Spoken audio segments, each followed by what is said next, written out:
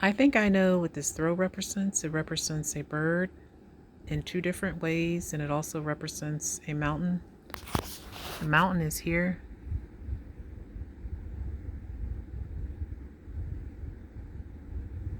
One of the birds is here. Its eye is here.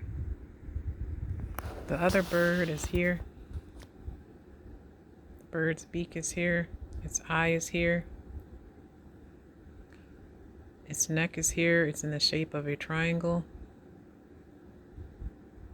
These marshmallows emphasize the shape of the bird.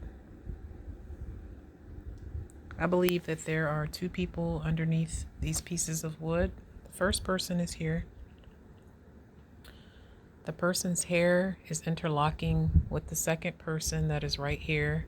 I believe that this person is a child of this person.